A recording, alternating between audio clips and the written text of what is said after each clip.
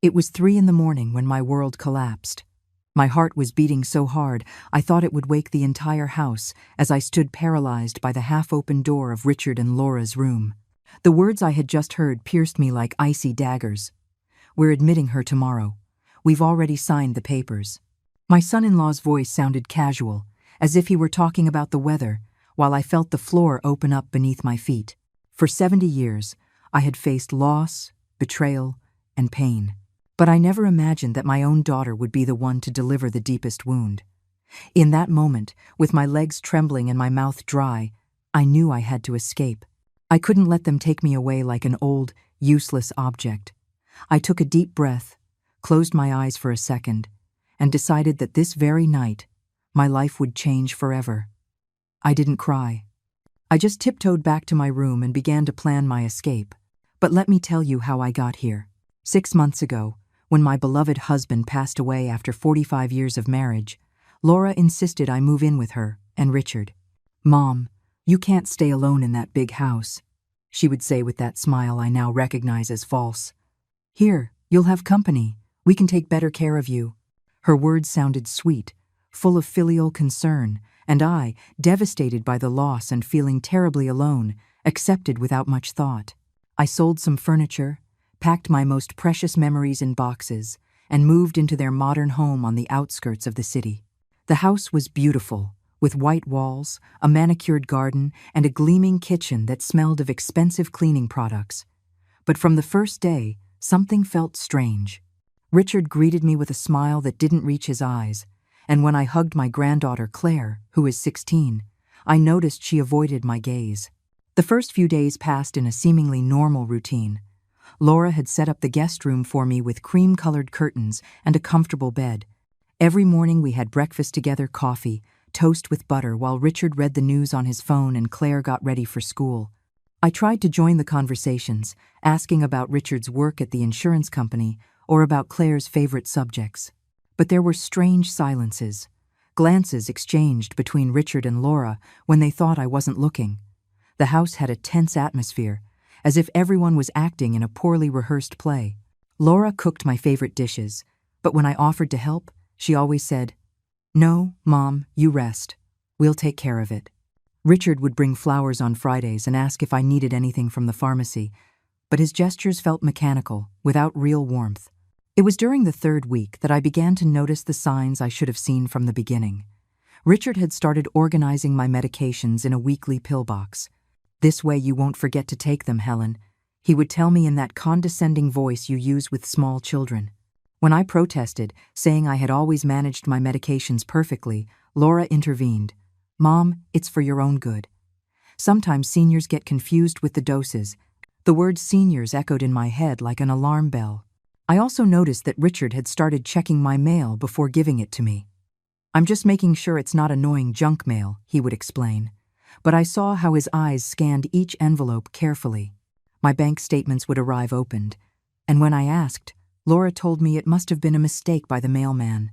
But I knew something was wrong. My instincts, as a woman who had raised 5 children and survived decades of marriage, were screaming at me that I was being manipulated. The last straw was when I discovered that Richard had changed the house's Wi-Fi password. When I tried to connect my phone to video call my old friends, I couldn't get access. "The router must be broken, Mom," Laura lied without even looking me in the eye. "Richard will fix it this weekend." But the weekend passed, and another, and I still couldn't use the internet. I began to feel like a prisoner in the house that was supposed to be my refuge. My friends stopped calling because I wasn't answering their messages, and when I asked to use the house phone to contact them, there was always an excuse. "The line is busy, better after dinner. We don't want to bother the neighbors." Slowly, I realized they were isolating me from the outside world, cutting my connections one by one like someone snipping the strings of a puppet. That night that changed everything began like any other. We had roast chicken with vegetables for dinner, and Richard had been particularly attentive, pouring my water and asking if the food was to my liking. Claire had talked about a history project at school, and for a moment, the table felt like a real home. But I had already learned to read the silent glances between Richard and Laura, those quick exchanges that spoke a language I didn't understand. After dinner, I went to my room early, pretending to be tired. In reality, I had started to listen. For the past few weeks, I had noticed that the family's important conversations happened after I went to bed, as if my presence were an obstacle to their real discussions. From my bed, I could hear fragments of conversation coming from the living room. Richard was on the phone with someone, but his voice was too low to make out the words. I got up stealthily and walked to my bedroom door. The hallway was dark, barely lit by the light filtering in from the main living area. I could hear better as I got closer, walking barefoot on the cold tiles. Richard was on the sofa, his back to me, the phone pressed to his ear. His voice sounded relaxed, even satisfied. "No, Mom, everything is ready. We're going early tomorrow. We've already signed all the necessary papers." I felt as if I had been punched in the stomach. Papers? What papers? My mind started racing, trying to understand what he was talking about. Richard's voice continued, clearer now because he had leaned back on the sofa and was speaking towards the ceiling. "The place is perfect, Mom. It has gardens, nurses, 24 hours a day, and it's only 30 minutes from here. Laura can visit her on weekends if she wants." My heart stopped. He was talking about me. He was talking about putting me in some place. Yes, I already spoke with Dr. Evans. He signed the medical documents we needed. He says that at her age, it's normal for her to need specialized care. The words hit me one after another like hammer blows. Dr. Evans was my primary care physician, a man I had trusted for years. How was it possible that he had signed something without consulting me? My legs began to tremble, but I couldn't move. I needed to hear more. "Don't worry about the money, Mom. With her pension and the savings she has, we can cover the facility's expenses for years. Besides, I've already looked into selling her old house." The old house. My house. The house where I had lived for 30 years, where I had raised my children, where my husband had died in my arms. Richard was talking about selling it as if it were his, as if I were already dead. "Diane, please, don't scold me. You know this is for the best. She can't take care of herself anymore, and we can't look after her as she deserves." A lie. I could cook, clean, manage my medications, and had been doing so perfectly until I arrived at this house. The only reason I seemed confused was because they controlled every aspect of my life. Richard continued talking to his mother, Diane, revealing details that chilled my blood. Laura was worried at first, but I explained to her that it's the only way to secure Claire's future. College costs more than $20,000 a year, and with Helen's pension, we can pay for it without any problems. Plus, if we sell the house, we'll have enough for a down payment on a bigger house for ourselves. There it was, the naked and cruel truth. They didn't want to put me in a home because I was sick or because they couldn't take care of me. They wanted me out of the way so they could take over my money and my property. My own daughter had signed papers to get rid of me as if I were an old piece of furniture cluttering up the living room. The transport from the assisted living facility is coming at 8 tomorrow. We told her it was for a medical evaluation, so she won't suspect anything until it's too late. Richard laughed, a cold laugh that turned my stomach. By the time she realizes what's happening, she'll already be registered as a permanent resident.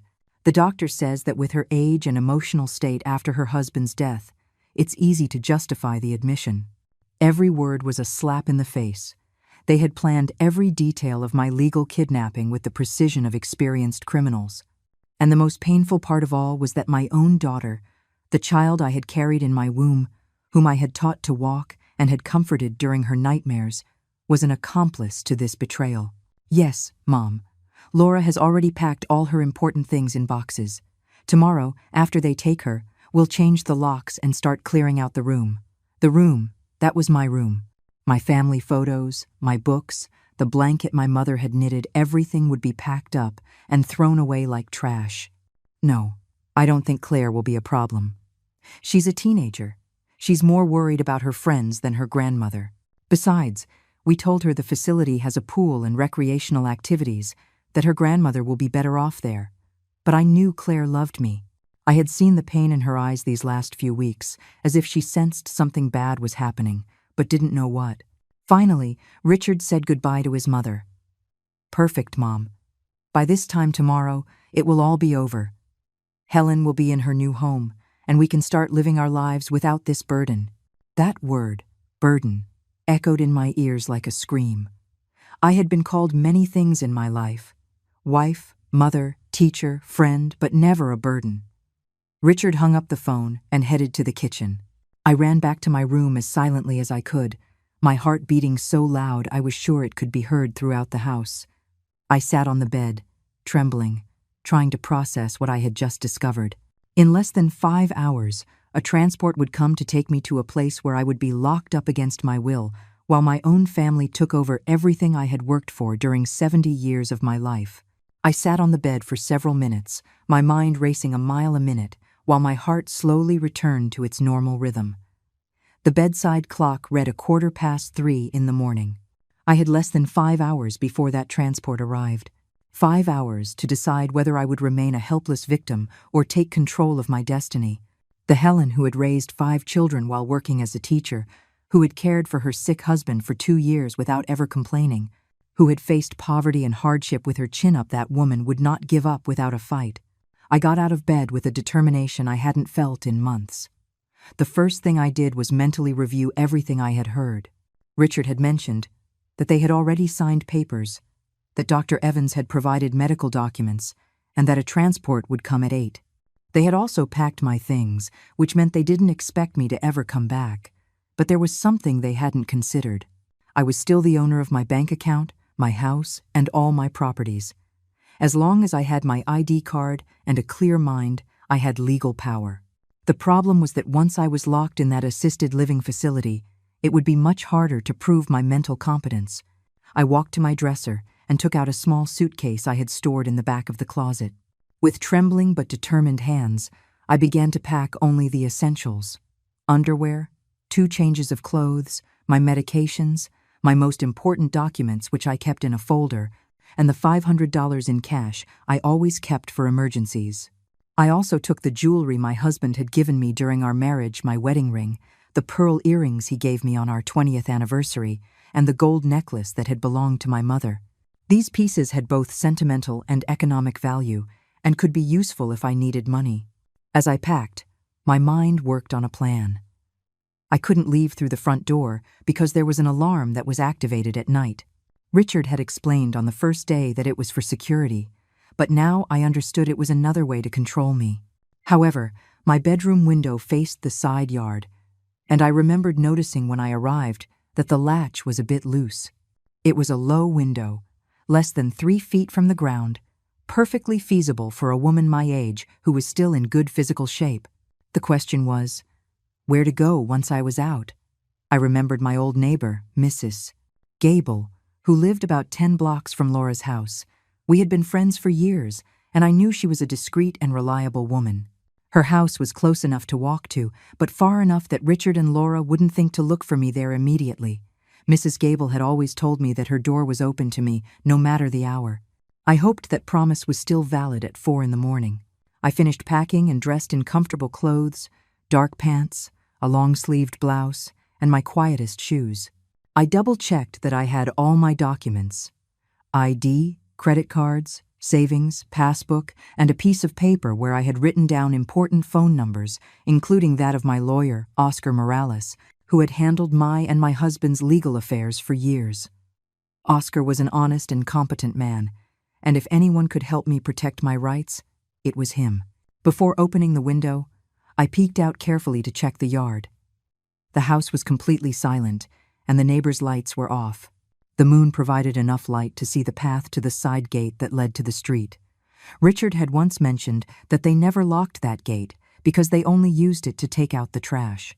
With any luck, I could get out that way without making a noise. I opened the window slowly, inch by inch, praying it wouldn't creak. The latch was indeed loose, and the window slid open smoothly.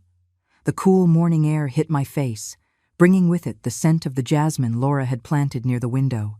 How ironic that the flowers my daughter had chosen to beautify her home would witness my escape from her betrayal. I placed the suitcase on the ground in the yard and then slid through the window with more agility than I'd had in years. Adrenaline was coursing through my veins like a raging river. Once outside, I took my suitcase and walked close to the wall of the house, avoiding the gravel areas that might make noise under my feet. The yard was well kept, with soft grass that absorbed the sound of my steps. I reached the side gate, and it was indeed unlocked. I pushed it just enough to slip through, and in seconds, I was on the street. The street was deserted and silent, lit only by the streetlights that cast yellowish circles of light every 50 yards. I began to walk at a steady but not too fast pace, so as not to draw attention if someone saw me from a window. As I walked, I felt a strange mix of fear and liberation. For the first time in months, I was making my own decisions, walking where I wanted to go, without anyone telling me what to do or not to do.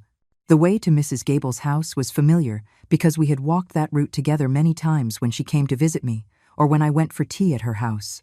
10 blocks didn't seem like much in a car, but on foot, carrying a suitcase and at 70 years old, it felt like a marathon.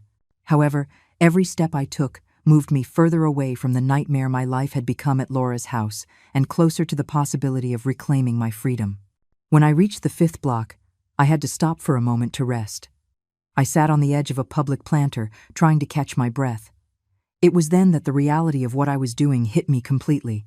A 70-year-old woman, escaping in the middle of the night from her own daughter's house because she had discovered a plan to have her institutionalized against her will. If someone had told me this story a year ago, I wouldn't have believed it. But there I was, living the nightmare that had become my reality. I arrived at Mrs. Gable's house when the nearby church clock struck 4:30 in the morning.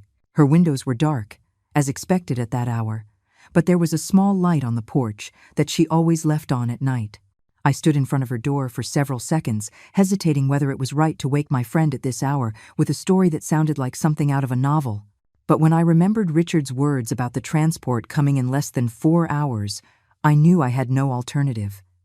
I knocked on the door softly, 3 short taps, waited a moment, and knocked again. I heard shuffling steps from inside and Mrs. Gable's sleepy voice asking, "Who is it?"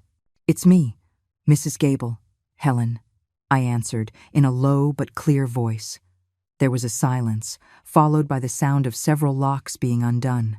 The door opened to reveal Mrs. Gable in her robe, her hair disheveled and her eyes puffy with sleep, but her expression immediately changed from confusion to concern when she saw me there with my suitcase. "My God, Helen, what happened? Are you all right?" she asked as she quickly ushered me inside and closed the door behind me. I collapsed on her sofa, and for the first time all night, the tears began to flow. They weren't tears of sadness, but of relief and of a rage that I had been suppressing for months. Mrs. Gable sat next to me, put her arm around my shoulders, and let me cry without asking any questions.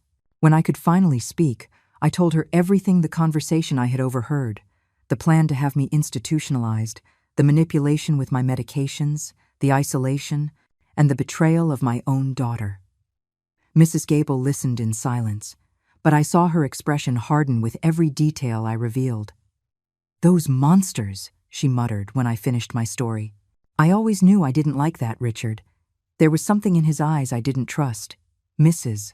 Gable had met Richard on several occasions when he visited my old house, and I remembered she had once commented that he seemed overly interested in the details of my finances. "And Laura, Helen, I thought that girl loved you. How could she do this?" The disappointment in her voice mirrored my own pain.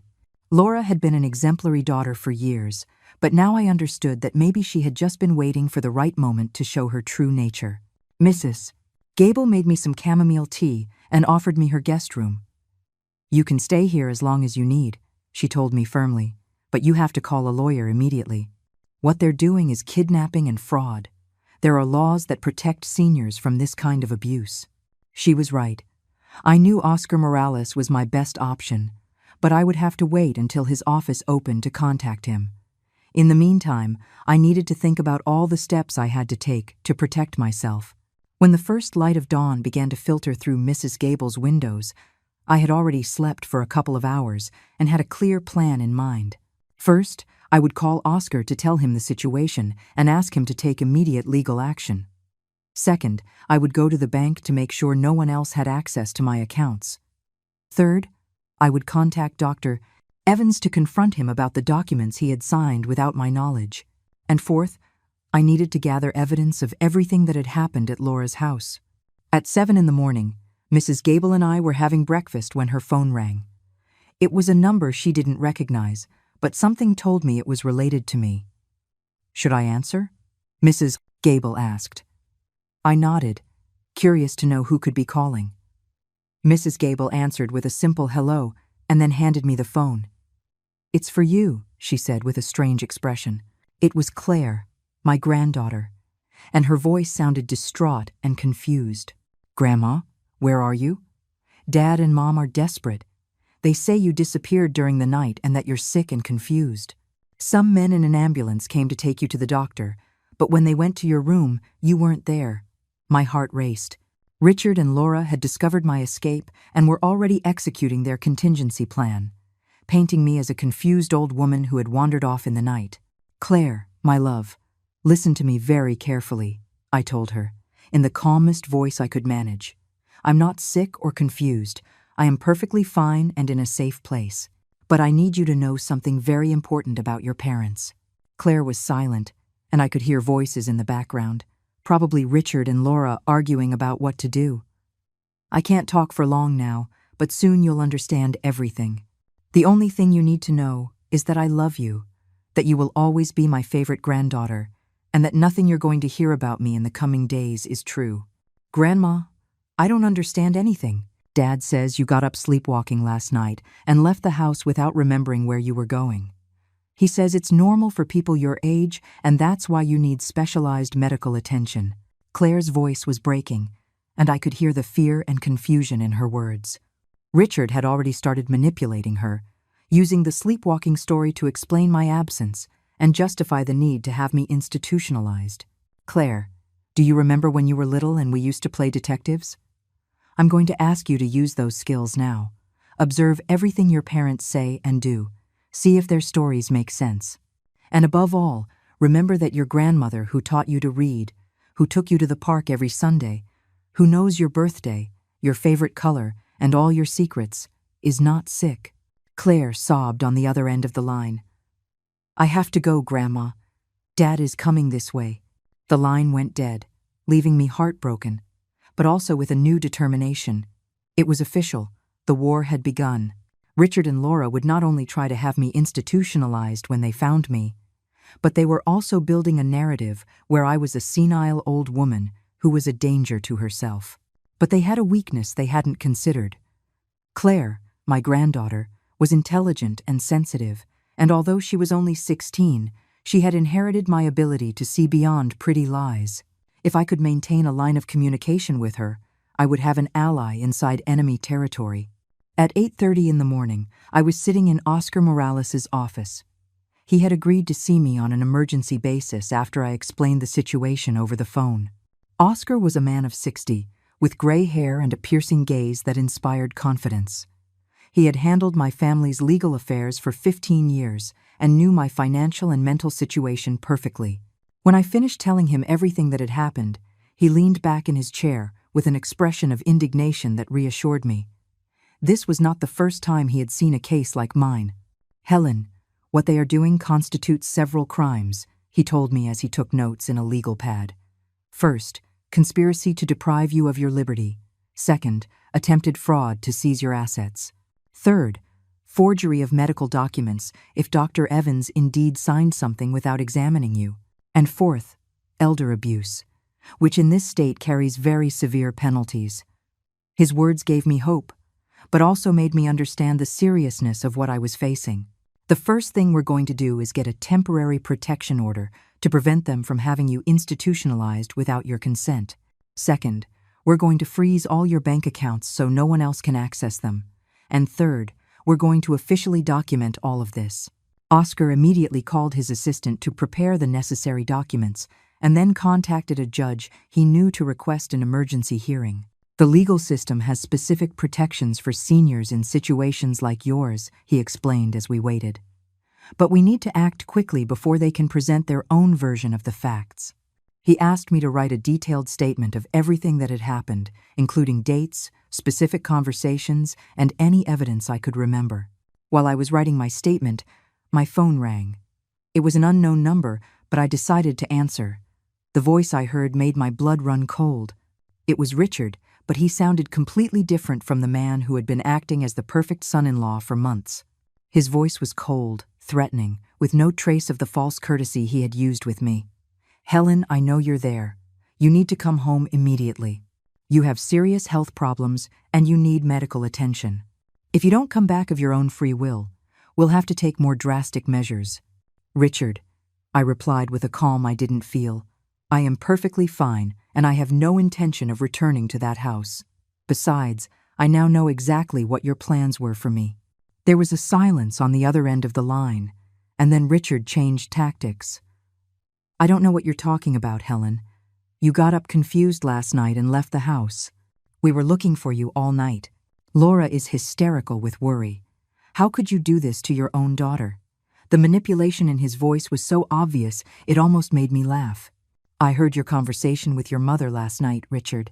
I know all about the assisted living facility, about the papers you signed, about selling my house, about using my pension to pay for Claire's college. I know that Dr. Evans signed false documents. I know everything." This time the silence was longer, and when Richard spoke again, he had completely dropped the pretense of concern. "Listen to me carefully, you stupid old woman. Are you coming back to this house right now, or are you going to regret it? We have ways of making you look mentally incompetent, and when we're done with you, no one will believe a word you say." Oscar, who had been listening to the conversation, motioned for me to put it on speaker.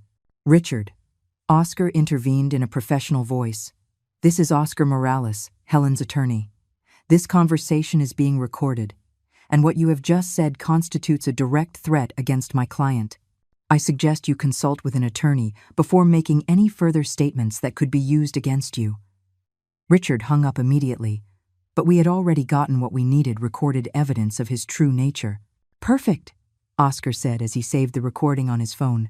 "This proves there is no real medical concern on his part. It's a clear threat to force her to return." Half an hour later, Oscar's assistant arrived with the temporary protection order documents, and we headed to the courthouse for the emergency hearing. The judge, a middle-aged woman named Patricia Wallace, listened to my case attentively and reviewed the recording of Richard's threat. "Mrs. Reed," the judge said after hearing all the evidence, "it is evident that you are in full possession of your mental faculties and that you have been the victim of an attempted abuse.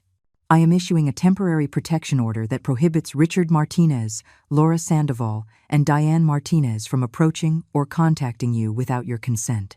I am also ordering an official investigation into the falsified medical documents and the attempted forced institutionalization." The sense of relief I felt at that moment was indescribable. We left the courthouse with official documents that legally protected me. But Oscar warned me that this was just the beginning. Now they will try to prove that you are mentally incompetent to manage your affairs. They will bring witnesses. They will get biased medical evaluations. They will do everything possible to reverse this order. He was right. Richard and Laura were not going to give up easily, especially now that they knew I was fighting back. Our next stop was the bank. When we arrived, we asked to speak with the manager, and I explained the situation. It turned out that Richard had tried to get information about my accounts the previous week, saying he was my son-in-law and needed to help manage my finances because I had been a little confused lately. Fortunately, the bank had strict privacy policies and had not given him any information. However, the manager showed me that there had been online access attempts to my account from an IP address that was not mine. I immediately changed all my passwords, added a security alert to all my accounts, and stipulated that only I could authorize any transaction over $100. I also transferred most of my money to a new account at a different bank, where Richard and Laura wouldn't know to look. "Your life savings amount to approximately $120,000, the manager explained as we processed the transfers. "With your monthly pension of $1,800, you have sufficient resources to live independently for many years." When we left the bank, I felt as if I had reclaimed an important part of my identity. For months, Richard had indirectly controlled my finances, suggesting expenses, reviewing my statements, making me feel like an economic burden.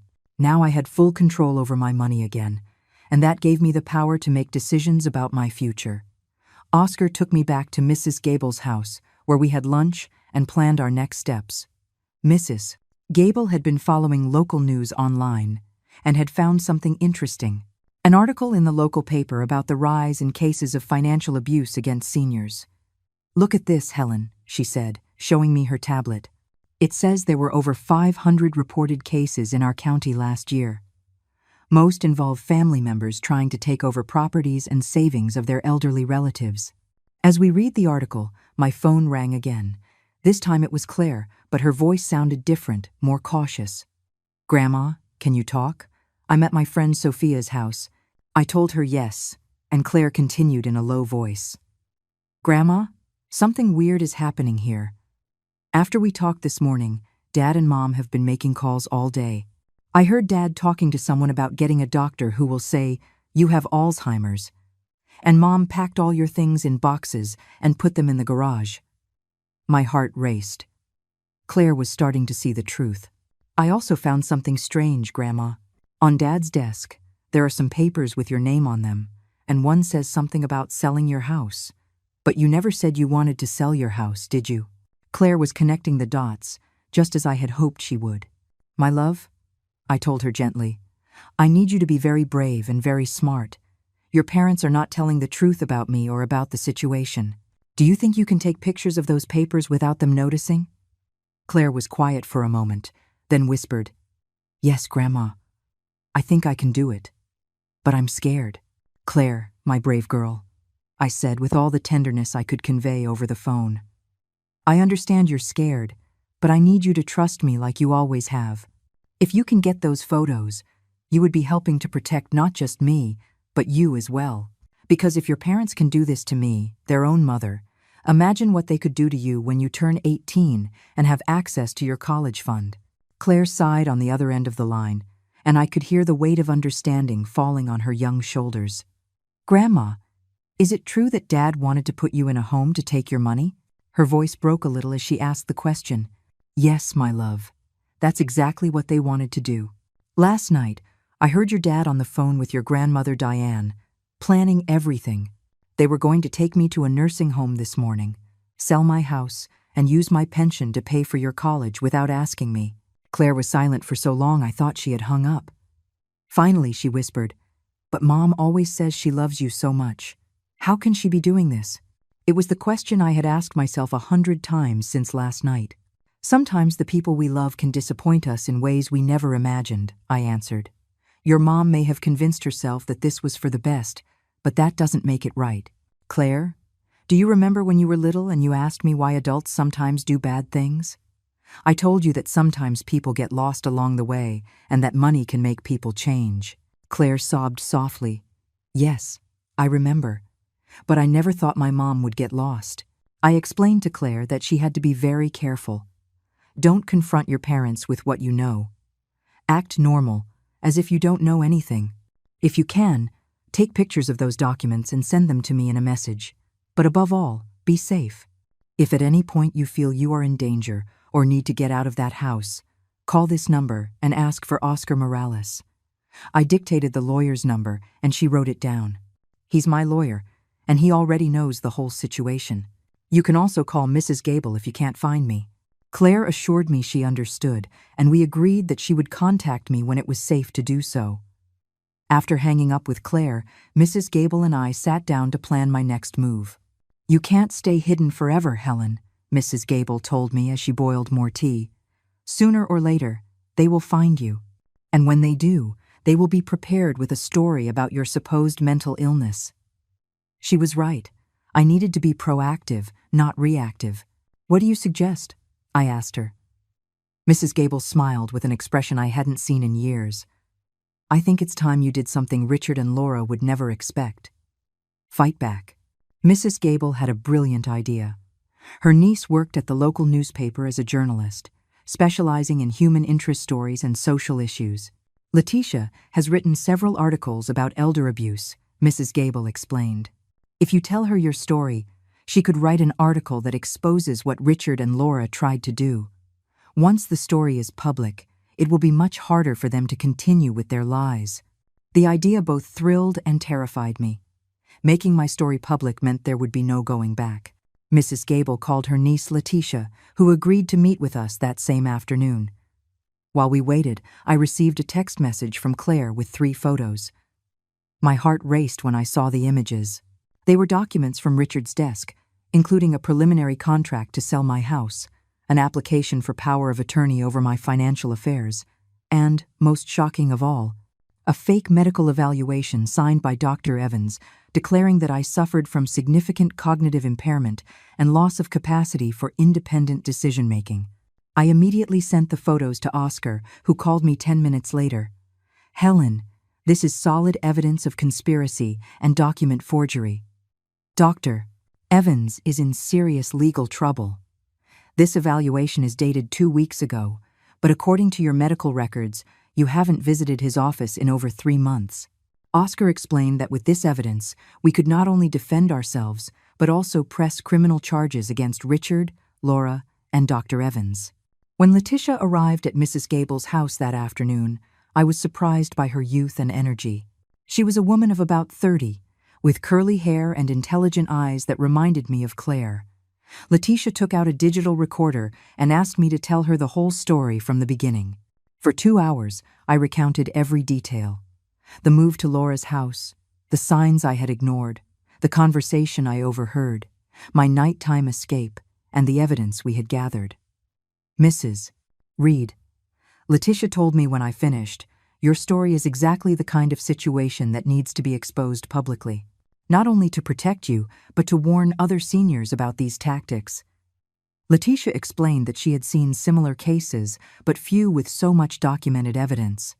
"The fact that you recorded Richard's threats and that your granddaughter photographed the false documents makes this story irrefutable." That night, as Letitia was writing the article, my phone wouldn't stop ringing. First, it was Laura, her voice tearful and desperate. "Mom, please come home. I don't understand why you're doing this. We just want to take care of you." Her performance was so convincing that for a moment I doubted my own memory. But then I remembered the conversation I had overheard, the forged documents, and the coldness in Richard's voice when he threatened me. "Laura," I said with a calm that surprised me, "if you really wanted to take care of me, you wouldn't have signed papers to have me institutionalized without my consent. If you really loved me, you wouldn't have planned to sell my house behind my back. And if you really cared about my well-being, you wouldn't have allowed your husband to threaten me this morning." Laura was silent for a moment, then changed tactics. "Mom, I think you're confused. We never signed papers to have you institutionalized. We were just exploring options for when it might be necessary in the future. And about the house, Richard thought it would be better to sell it because it's too big for you alone."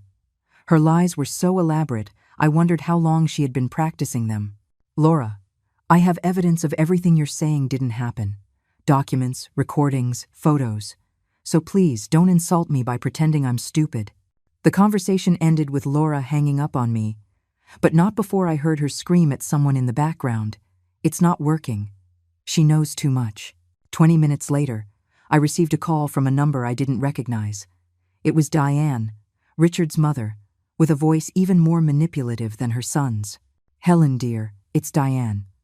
Richard has told me about your confusion and your escape last night.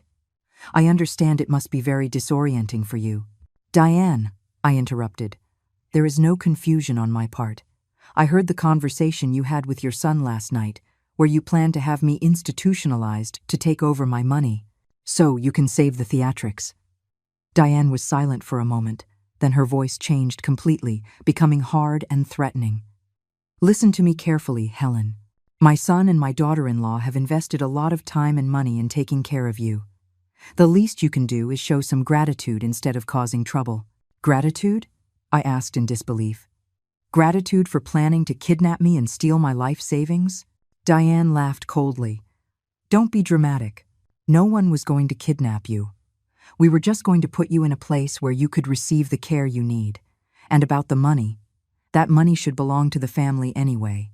You've already lived your life." Her words revealed the mentality behind the whole plan. To them, I was no longer a person with rights, but an obstacle to their financial ambitions. "Diane," I said with all the dignity I could muster, "that money is mine because I earned it working for 40 years as a teacher. That house is mine because I paid for it with the sweat of my brow alongside my husband. And my life is not over just because you want it to be." I hung up the phone and realized I was no longer afraid. I was angry, determined, and had something that Richard, Laura, and Diane had completely underestimated: the will of a 70-year-old woman who had decided to fight for her freedom. The next day, Letitia's article was published on the front page of the local newspaper with the headline, "70-Year-Old Grandmother Escapes in the Dead of Night to Avoid Forced Institutionalization Planned by Family." The story included photographs of the forged documents, transcripts of the recordings, and my full testimony. Mrs. Gable woke me up that morning with the newspaper in her hands and a smile I hadn't seen in years. "Helen, the whole city is talking about your story.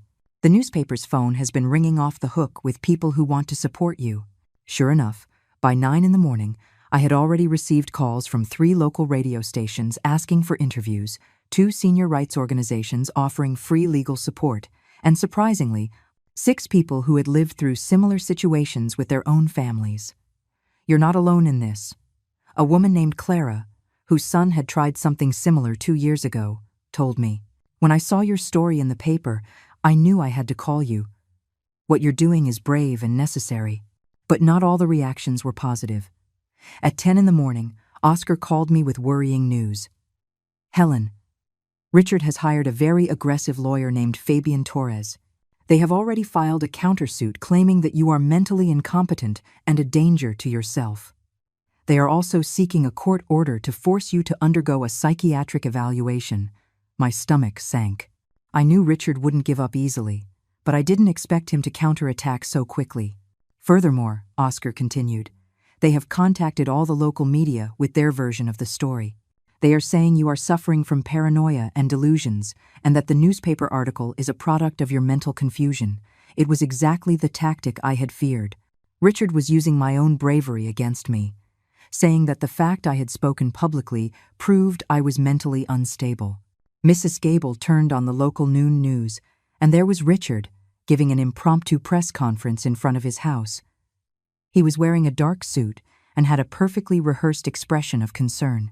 "My mother-in-law, whom I love as if she were my own mother, is going through a severe psychotic episode," he said, looking directly at the camera.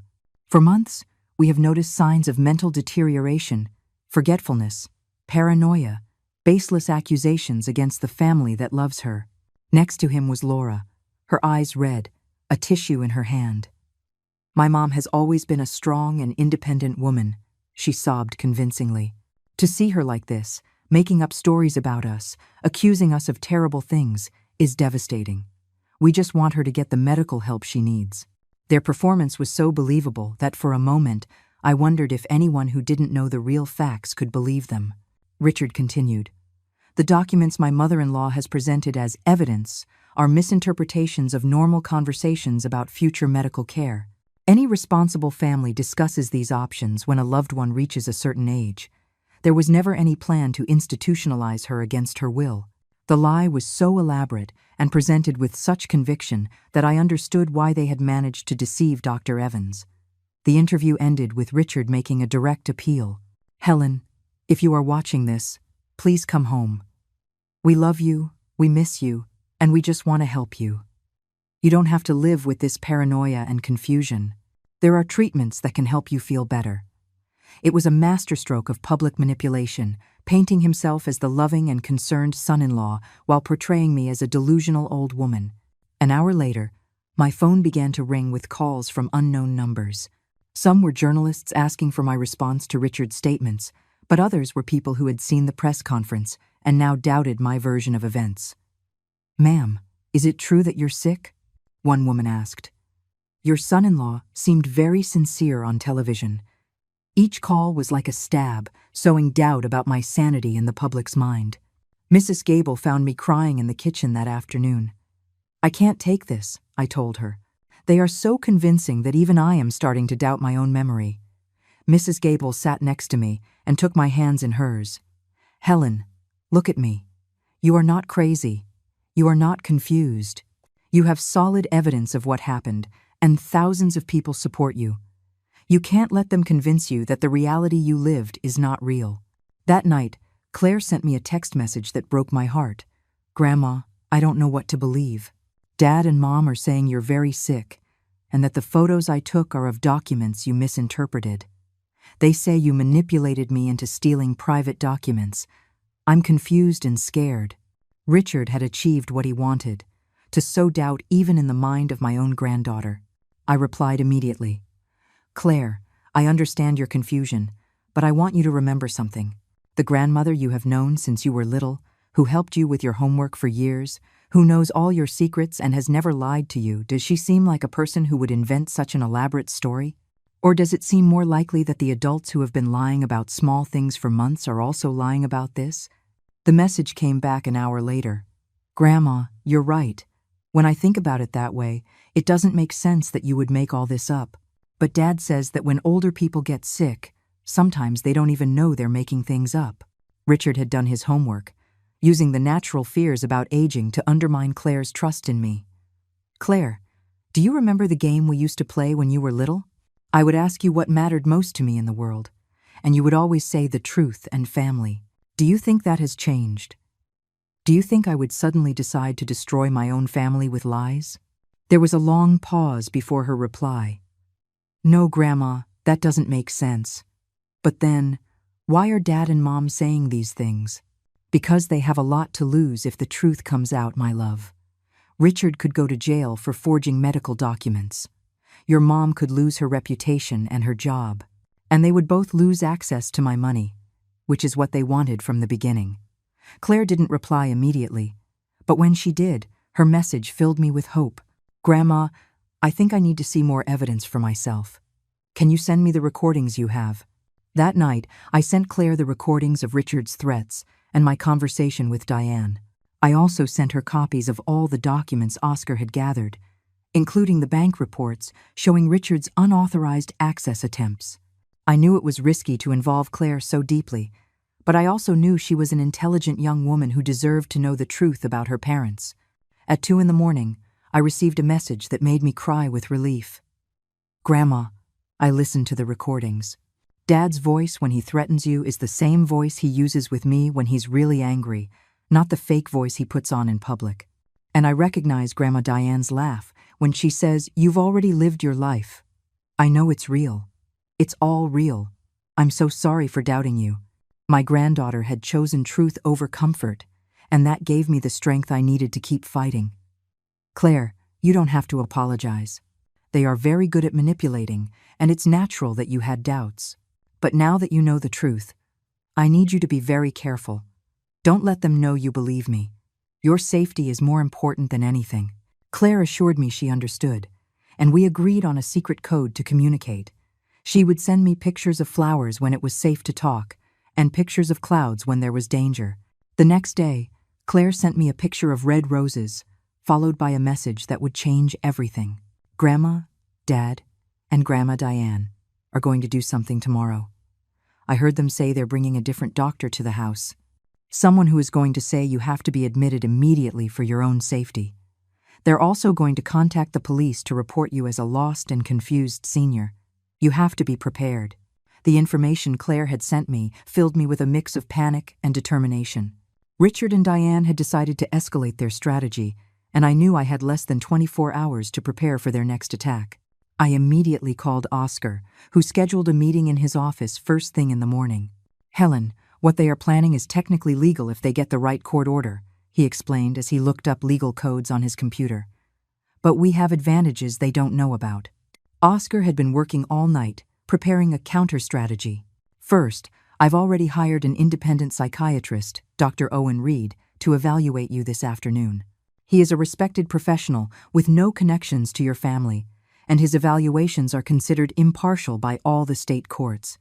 He explained that this evaluation would be crucial to prove my mental competence. Second, I've gotten an emergency hearing with Judge Wallace for tomorrow at 10 a.m, before they can present their own case. And third," Oscar continued with a smile, "my private investigator found some very interesting information about Dr. Evans. It turns out he has gambling debts of over $50,000, and Richard lent him $20,000 2 months ago. We have the bank records that prove the payment. This explained why the doctor had been willing to forge my medical documents. Richard had bought him, taking advantage of his financial desperation. The evaluation with Dr. Reed that afternoon was exhaustive but reassuring. For 3 hours, he asked me questions about my personal history, my finances, my medications, and my understanding of the current situation. He also conducted standard cognitive tests, remembering lists of words, solving math problems, identifying dates and places. "Mrs.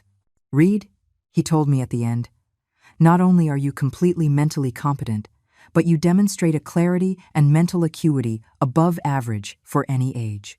That night, Claire sent me a series of messages that confirmed my worst fears, but also gave me valuable information. "Grandma, the new doctor arrived this afternoon. He's an older man, very serious, and Dad was showing him papers and talking in a low voice. I heard Dad tell him that you had violent episodes and had threatened the family. Richard's lies were becoming more elaborate and dangerous. Grandma Diane also came with a suitcase. She's going to stay here until the problem is resolved, as she says." The most disturbing part came in the next message.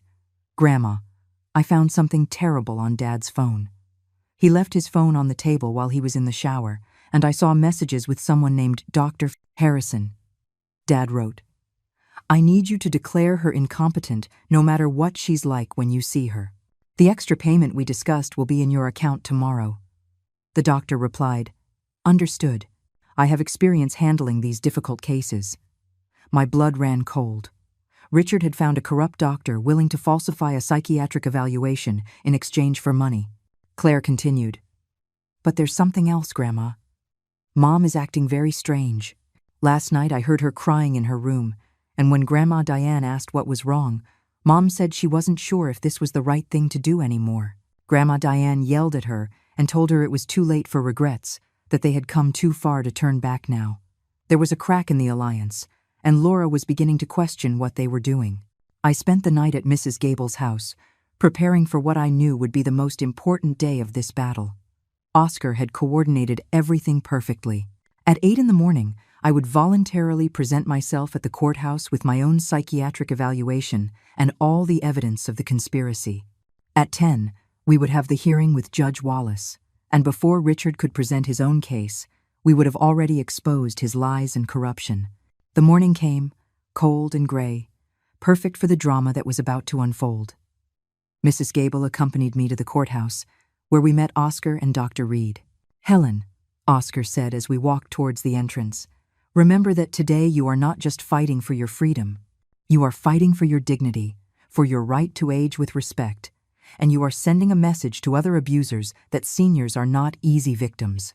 When we entered the courtroom, I was surprised to see it was full of people.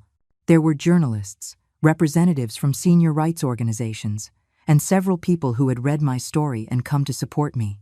On the opposite side, I saw Richard with his lawyer Fabian, both dressed in black and with somber expressions. Laura was there too, but she looked pale and nervous, avoiding my gaze. Judge Wallace called the court to order and began by reviewing all the documents we had submitted. "Mr. Torres," she said to Richard's lawyer, "I see that you allege that Mrs. Reed is mentally incompetent, but she has voluntarily presented herself today with an independent psychiatric evaluation that completely contradicts your claims. How do you explain this discrepancy?" Fabian stood up and began his argument. "Your Honor, it is precisely the nature of certain mental conditions that patients can appear lucid temporarily, especially when in a controlled environment like a doctor's office. My client has evidence that the lady has had violent and threatening episodes that demonstrate she is a danger. It was a clever tactic, but Oscar was prepared for it." "Your Honor," Oscar intervened, "I would like to present evidence that the doctor evaluating my client for the other party received a payment of $20,000 from Mr. Richard Martinez 2 days before conducting said evaluation. We also have text messages that prove Mr. Conducting. Martinez specifically instructed the doctor to declare my client incompetent regardless of her actual mental state." A murmur went through the courtroom as Oscar presented the screenshots Claire had obtained. Richard's face turned red when he saw that we had the messages from his phone. Fabian asked for a recess to consult with his client, but Judge Wallace denied the request. I want to hear exactly how you explain these messages before we proceed. Richard urgently whispered something in his lawyer's ear, who looked increasingly uncomfortable. Your Honor, Fabian said after a moment, my client denies sending those messages. It's possible his phone was compromised, or that the messages were forged. But Oscar had one more card to play. Your Honor, I would like to call my client's granddaughter, Claire Martinez, to testify. She can confirm that she herself took these screenshots from her father's phone. Claire entered the courtroom, accompanied by a court-appointed social worker. She looked small and nervous, but when she looked at me, I saw determination in her eyes. Richard tried to smile at her, but Claire avoided his gaze.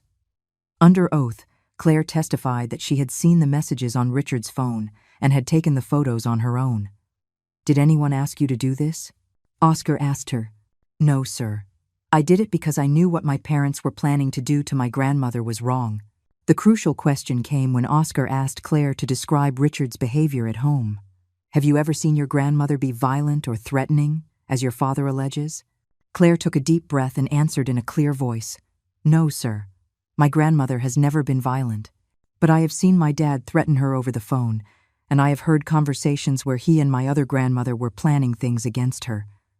Richard jumped out of his seat, shouting, She's lying. She's been manipulated. But the judge ordered him to sit down and be silent. Finally, Oscar presented the evidence of the bribery of Dr. Evans and the forgery of medical documents. Your Honor, what we have here is not a case of a confused old woman, but a case of criminal conspiracy to deprive a competent person of her liberty and seize her assets. The judge reviewed all the documents in silence for several minutes that felt like hours. I have seen enough, Judge Wallace finally declared. The evidence presented clearly demonstrates that Mrs. Helen Reed is in full possession of her mental faculties and has been the victim of a conspiracy to deprive her of her rights. I order that the protection order against Mr. Richard Martinez, Mrs. Laura Sandoval, and Mrs. Diane Martinez be maintained. Furthermore, I am ordering an immediate criminal investigation into the allegations of document forgery, bribery, and conspiracy. The gavel fell, and I knew I had won the first real battle. When Judge Wallace delivered her verdict, I felt as if a gigantic weight had been lifted from my shoulders. I had won, but Richard's glare from across the courtroom told me this was far from over. As we were leaving the courthouse, I saw Fabian speaking urgently with Richard, who had his hands clenched into fists and his jaw tight. Laura remained seated in her chair, her head in her hands, sobbing silently. Claire came up to me and hugged me tightly. Grandma, I'm so sorry. I'm sorry I ever doubted you. I'm sorry I didn't realize what Mom and Dad were doing sooner. My precious girl, I said, stroking her hair, you have nothing to be sorry for. You were the bravest of all of us. Without your help, I never would have been able to prove the truth. The court's social worker explained that Claire could stay with me temporarily while the family situation was investigated, but that eventually, decisions would have to be made about her custody. For now, he said, the important thing is that you are both safe. Oscar accompanied me to give a statement to the police about the criminal charges. The detective in charge of the case, an older man named Detective Miller, listened attentively as I recounted the whole story one more time. Mrs. Reed, he said when I finished, in my 20 years of service, I've seen many cases of elder abuse, but few with as much documented evidence as yours. Mr. Richard Martinez is going to face very serious charges. He explained that Richard could be charged with conspiracy, attempted kidnapping, document forgery, bribery, and elder abuse charges that, combined, could result in a sentence of up to 15 years in prison. 3 days later, Richard was arrested at his workplace. The local news covered the arrest, and the image of Richard in handcuffs being led out of his insurance office went viral on social media. Dr. Evans was also arrested and had his medical license immediately suspended. Dr. Harrison, who had accepted the bribe to falsify my psychiatric evaluation, faced similar charges and an investigation by the state medical board. Diane, Richard's mother, was questioned but not arrested, although she was forbidden to contact me under any circumstances. However, I received a call from her a week after Richard's arrest. Her voice no longer had its former arrogance. It sounded defeated and bitter. "This is your fault, Helen. You destroyed my son and my family because of your selfishness." Her twisted logic amazed me even after everything that had happened. "Diane," I replied with a calm that surprised me, "your son destroyed himself when he chose to steal and lie. I only defended myself." She muttered something about revenge before hanging up, but I no longer cared about her empty threats. Richard was in jail awaiting trial, Dr. Evans had lost his career, and I had full control of my life again. The situation with Laura was more complicated and painful. For the first 2 weeks after the trial, I heard nothing from her. Claire told me that her mother had temporarily moved in with a friend because she couldn't bear to be in the house where they had planned my kidnapping. "Mom cries a lot," Claire told me one afternoon as we had tea at Mrs. Gable's house. "I think she really realizes what she did, but she doesn't know how to apologize." A month after the trial, Laura appeared at Mrs. Gable's door on a rainy afternoon. She looked haggard, with deep dark circles under her eyes and her hair unkempt. "Mrs. Gable asked if I wanted to see her, and after hesitating, I decided I did." Laura sat across from me on Mrs. Gable's sofa, and for several minutes, neither of us said anything. Finally, she broke the silence. "Mom, I don't know where to begin. You could start by explaining how my own daughter, the child I carried in my womb for 9 months, whom I raised with love and sacrifice, could sign papers to lock me up as if I were a dangerous animal," I said. My voice came out harsher than I intended, but the words needed to be said. Laura began to cry, but I had cried too much over the last few months to feel immediate sympathy. "Richard convinced me it was for the best," she whispered through her tears. "He said you were deteriorating, that it was dangerous to leave you alone, that the assisted living facility was like a 5-star hotel. I didn't want to hurt you, Mom. I swear I didn't." Her explanation sounded pathetic even to herself. "And the money, Laura? Did Richard also convince you that you needed my pension and my savings?" Laura covered her face with her hands. "We were in financial trouble, Mom. Richard lost a lot of money in bad investments, and Claire's college cost so much. I thought maybe you could help us, but Richard said you would never agree voluntarily." The truth behind the whole conspiracy was finally coming out. It wasn't just malice, but also financial desperation and Richard's toxic influence. "Laura," I said after a long silence, "for 70 years I have faced money problems, family crises, illnesses, and the death of your father. Never, not once, did I consider betraying my family to solve my problems. If you had come to me honestly, if you had explained the situation, we would have found a solution together. But you chose lies, manipulation, and abuse." Laura's tears intensified. "I know I have no right to ask for forgiveness. I know what we did is unforgivable. But you are my mother, and I can't live without you in my life." Her words hurt me because I recognized genuine love mixed with guilt and regret. But I also recognized that the damage caused was deep and could not be easily repaired. "Forgiveness," I finally told her, "is not something that can be requested. It is something that is earned with time, honesty, and real change. Richard is going to jail for what he did, and you will have to live with the consequences of your decisions. If you really want a chance to rebuild our relationship, you will have to prove that you have changed, not just with words, but with actions." Claire, who had been living with me since the trial, decided to stay with me permanently. "Grandma," she told me one night as she was studying for her final exams, "with you, I feel safe. I know you would never lie to me or betray me for money." The legal custody was relatively simple. Laura did not fight my petition, and Claire was already 17, which meant her opinion carried a lot of weight in the court's decision. 6 months after the trial, Richard was sentenced to 12 years in prison after pleading guilty to all charges. Dr. Evans received 5 years and permanently lost his medical license. During the sentencing hearing, I had the opportunity to give a victim impact statement. I looked directly at Richard as I spoke. "You not only tried to steal my money and my freedom, you tried to steal my dignity, my autonomy, and my right to age with respect. But you failed, because you underestimated the strength of a woman who has lived 70 years learning to fight for what is right. With the money I recovered and the finally authorized sale of my old house, I bought a small but comfortable house near Claire's school. It had a garden where I planted tomatoes, roses, and aromatic herbs. Every morning, as I watered my plants, I reflected on how my life had changed. For months, I had lived feeling like a burden, like a problem that others had to solve. Now I understood that I had always had power. I had only allowed others to make me believe otherwise. Claire flourished in our new home. Her grades improved, she got her smile back, and she began to talk about her dreams of studying law to help other people like my grandma. We established a pleasant routine. We had breakfast together before she went to school. I worked in my garden or read while she studied, and in the afternoons we would cook and talk about our days. Laura began to visit us once a week, always asking for permission first and respecting any boundaries I set. Slowly, very slowly, we began to rebuild something resembling a relationship. She had started therapy to understand how she had allowed Richard to manipulate her, and she was working 2 jobs to pay off the debts he had left her. "I'm learning to be the mother I should have always been," she told me during one of her visits. A year after the trial, I received a call from Letitia, the journalist who had written my original story.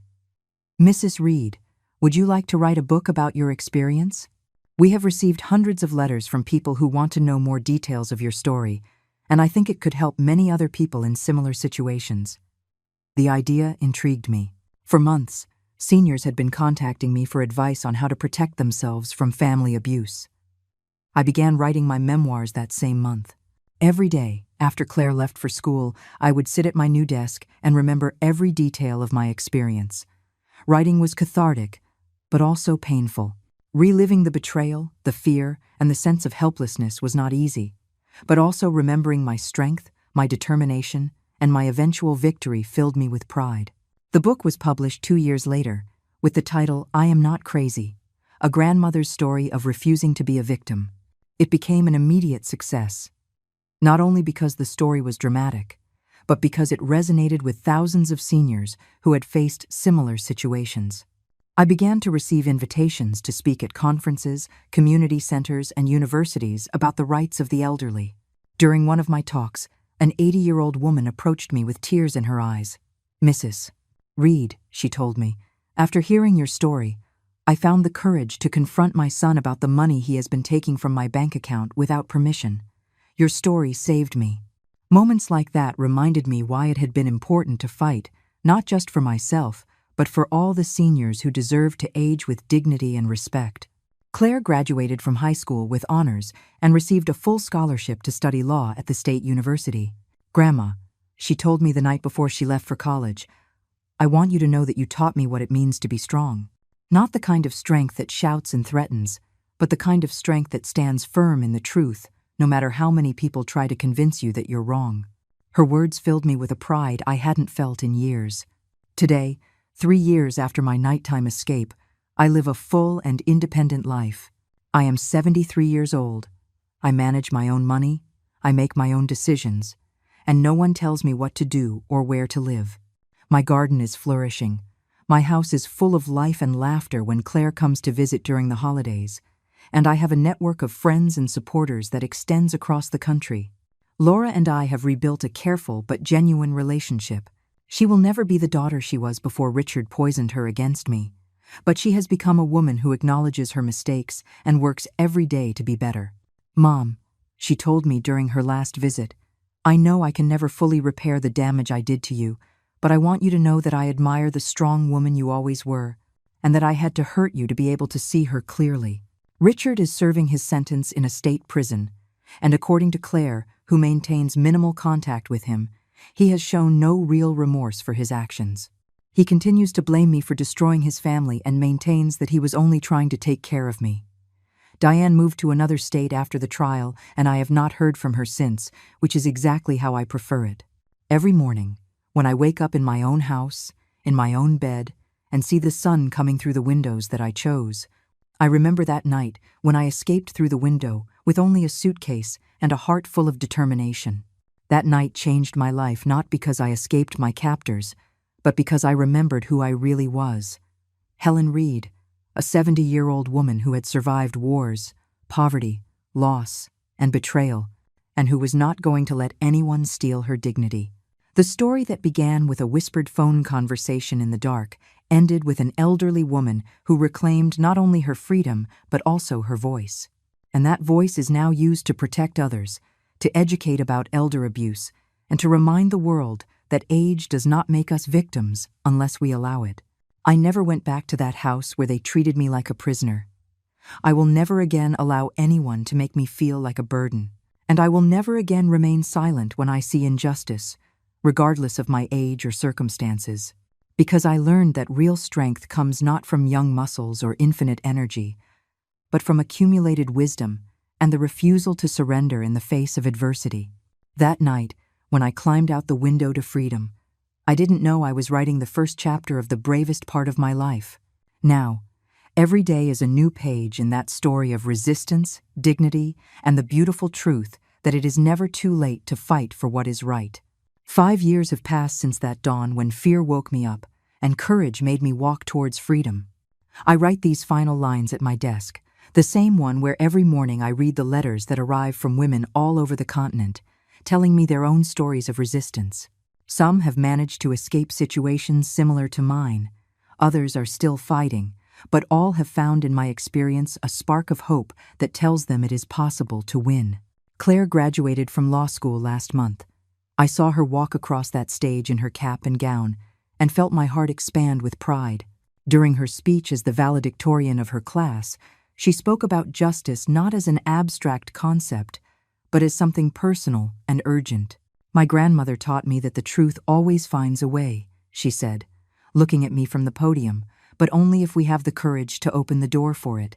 She now works at a firm specializing in senior rights, and she tells me that every case reminds her why she chose this profession. The foundation I created with the profits from my book has helped more than 300 families resolve conflicts related to elder abuse. We not only provide free legal assistance, but also preventive education and support groups. Every month, I meet with a group of survivors at the community center and listen to stories that remind me that my experience was not unique, but my response to it was. Laura comes for lunch every Sunday. We have developed a new relationship built on painful but necessary honesty. She is no longer my little girl who needs protection, but an adult woman who must bear the consequences of terrible decisions. But she is also a mother who is raising her new baby, my grandson, Sebastian, with different values. I want him to grow up knowing his strong grandmother, she told me, as the little one played in my garden last week. Richard will be released from prison next year.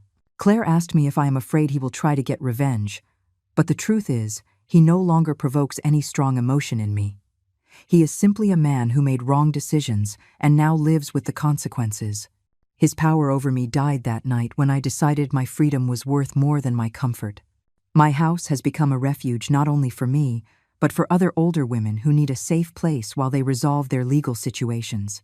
The guest room is always occupied by some grandmother who is learning to reclaim her voice. Mrs. Gable, who is now 82, says my house feels like a sanctuary where women come to remember their own strength. The garden I planted that first year has spread throughout the backyard. Every spring I plant new varieties of flowers and vegetables because I discovered that creating new life is the best medicine against bitter memories. The roses I planted in memory of my husband are now a gigantic bush that perfumes the whole house, reminding me that true love never dies, it only transforms. Yesterday, I received a letter from a woman in Colombia whose son was trying to sell her house without her consent. She wrote that after reading my book, she confronted her family and sought legal help. You taught me that being older doesn't mean being helpless. Her letter ended. Thank you for showing me that it's never too late to fight. These letters are my greatest treasure, more valuable than all the savings I protected from Richard, because they confirm that that night when I climbed out the window, I not only escaped to my own freedom, but I opened a path for other women to follow. I am 75 years old now. My hair is completely white, my hands show the lines of time, and my steps are a bit slower. But my mind is clear, my will is ironclad, and my voice is stronger than ever. Every morning I wake up grateful for another day of freedom, another day of dignity, another day of decisions that are mine alone. Sometimes, in the silent nights, I remember those months when I lived as a prisoner in my own daughter's house. I remember the feeling of helplessness, the humiliation of being treated like an object, the pain of family betrayal. But those memories no longer hurt me. They strengthen me. They remind me of where I came from and how much I have grown.